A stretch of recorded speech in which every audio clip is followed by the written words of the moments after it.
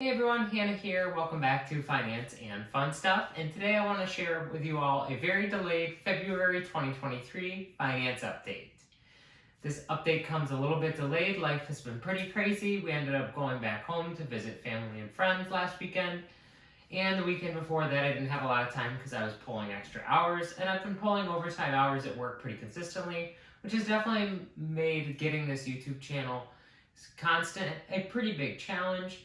But I'm sure in the future I will learn how to adapt and be able to continue to put out videos. But regardless, I'm glad that I'm still at least putting out videos every single month. And at the end of the day, as long as I'm putting out videos when I want to, then the channel is serving its purpose for me. But I know that you all love to hear about my finances every single month, so I figured I would share this month's finance update even if it is a little bit late. So without further ado, let's get right into it. Starting off with our investment totals. They have grown over the last month to $7,254.53. Now, this is a pretty big increase over last month. In fact, an increase of 32%. Now, that just goes to show you how variable stocks can be, especially when you are investing heavily in a specific sector or in a specific stock. A lot of our stocks are held in tech companies, and there's a good portion of our stocks that are held within Tesla. And so Tesla fell really hard over the last 6 months, but has finally started to see a resurgence over the past 6 weeks or so. And so we are finally getting to see a big increase in our financials because Tesla is recovering so much. So that's why it's up about 30% this month. Next up, our net worth is currently sitting at $11,317.64. Now, this is an increase of a little over 16%, which is still really good. But unfortunately, this is a little bit skewed because we do have one paycheck from February already in here. And when I typically do the finance updates, it is on the first of the month before we get any paychecks in there. And so this does skew it a little bit because some of this money is earmarked for bills. And so it isn't exactly adding to our net worth the way that it normally would be.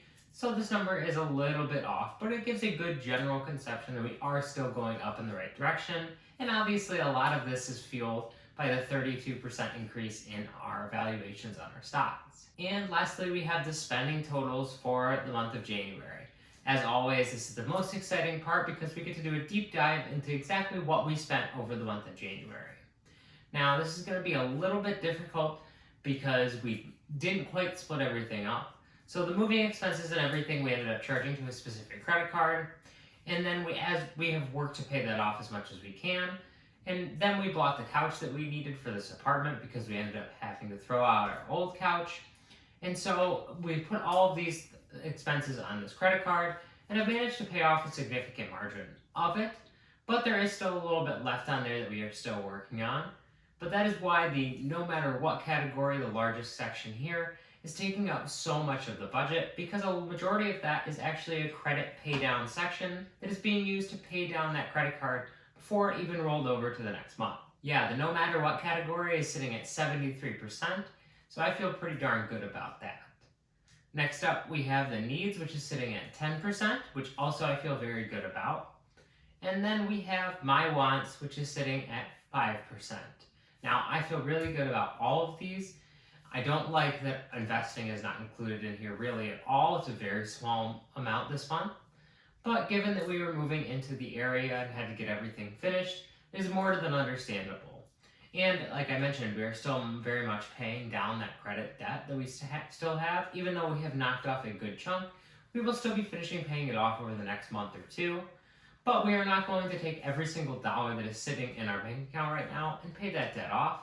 Because that's one of the principles of YNAB, is to actually pay the debt off slow over time as you can actually afford it.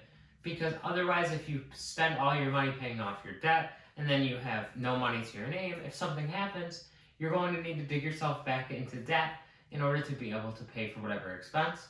And that's just not a very comfortable way to live, and you're just really creating a cycle for yourself that's going to be very difficult to move out of. So overall, this month I am very happy with, and looking at the percentages for exactly how much we spend on each category, I think is going to be a big metric to look at moving forward. And I'm interested to see on a more typical month where not nearly as much is put into the credit pay down section, exactly how much we put into the wants category and how much into the no matter what category. So that's all I have to say for this month's February finance update. If you enjoy seeing content like this about mine and my partner's personal finances, or if you want to see all of the other content that I consistently put out, like live music vlogs, then you're going to want to make sure you are subscribed and hit that notification bell. That way you can be alerted every single time I upload a video, regardless of whether it's the finance or fun stuff side of this channel. Once again, thank you everyone for being so patient on this month's finance update, and I can't wait to see you all in the next video. Bye!